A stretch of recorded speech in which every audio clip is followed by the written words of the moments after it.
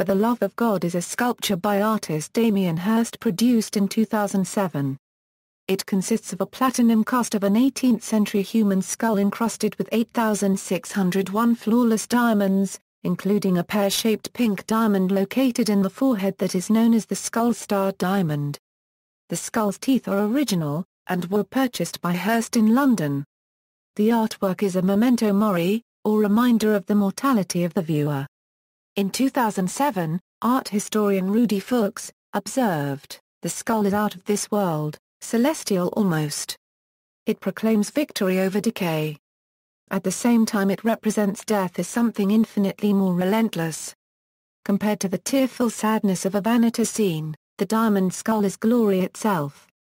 Costing £14 million to produce, the work was placed on its inaugural display at the White Cube Gallery in London in an exhibition beyond belief with an asking price of £50 million. This would have been the highest price ever paid for a single work by a living artist. Production. The base for the work is a human skull bought in a shop in Islington. It is thought to be that of a 35-year-old European who lived between 1720 and 1810. The work's title was supposedly inspired by Hirst's mother, who once asked, "For the love of God, what are you going to do next?" A euro designed and sculpted by Jack Rose and manufactured by the Piccadilly jewellers Bentley and Skinner, 8,601 flawless Palva copyright late diamonds, weighing in total 1,106.18 carats, over a platinum cast, cover the entirety of the skull. At the center of the forehead lies a pear-shaped pink diamond, the centerpiece of the work. All diamonds used for the work are said to be ethically sourced. Hirst stated the idea for the work came from an Aztec turquoise skull at the British Museum. However, artist John Lakay, a friend of Hirst's in the early 1990s, said the work is based on a skull covered with crystals which Lakay had made in 1993. Lakay said, "When I heard he was doing it, I felt like I was being punched in the gut. When I saw the image online, I felt that a part of me was in the piece. I was a bit shocked." Exhibition. On June 1, 2007, For the Love of God went on display in an illuminated glass case in a darkened room on the top floor of the White Cube Gallery in St James's, London with heavy security.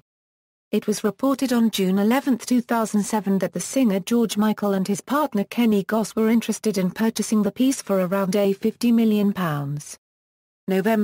December 2008, Hirst exhibited the diamond skull at the historic Rijksmuseum in Amsterdam, the Netherlands amidst public controversy. The skull was exhibited next to an exhibition of paintings from the collection of the museum that was selected and curated by Hirst. According to Wimp Bez, the museum director, there wasn't controversy amongst the board members. He explained that the exhibition will attract people, and give a new aspect to the image of the Rijksmuseum as well. It boosts our image. Of course, we do the old masters, but we are not a yesterday institution. It's for now. And Damien Hirst shows this in a very strong way. A Belgian journalist in response remarked how the installation of the diamond skull at the RIJKS was an intentionally quite controversial project. For the Love of God was also displayed in the Palazzo Vecchio in Florence, Italy, and at Tate Modern, London between 4 April 2012 and 25 June 2012.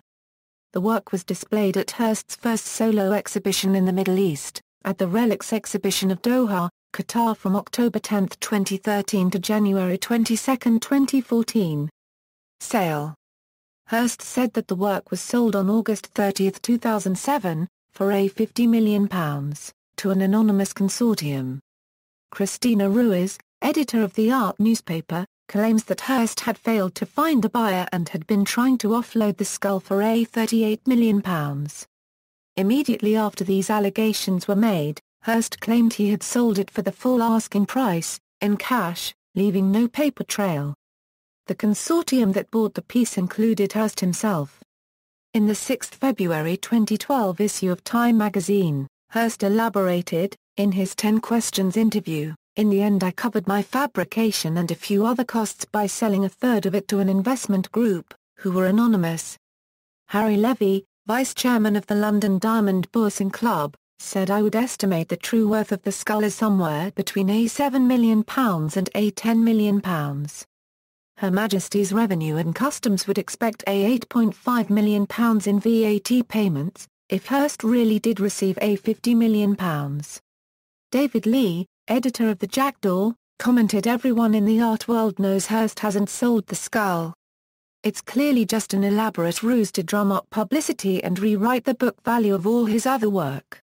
Media reporting and reviews. The media coverage of the sale of the diamond skull was extensive and led some to question to what extent the announcement of the sale was some kind of media art, especially as the sale continues to be in question.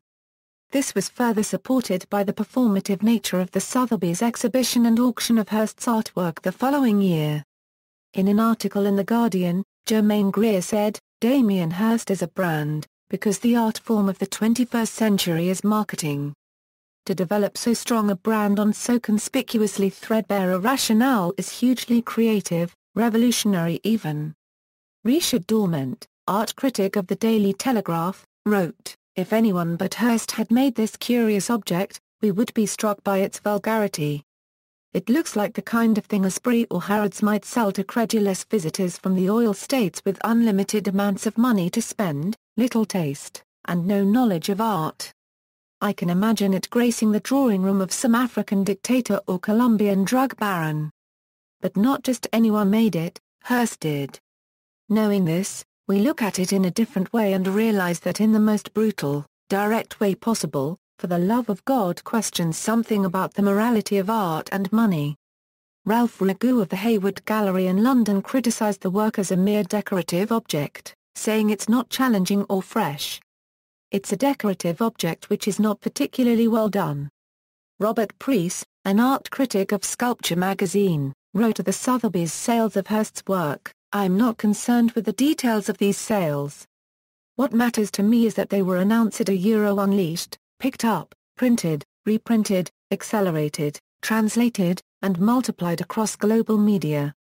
The performative nature of Hirst's work was later addressed in the exhibition at Tate Modern, Pop Life, Art in a Material World, which critic Ben Lewis found very offensive.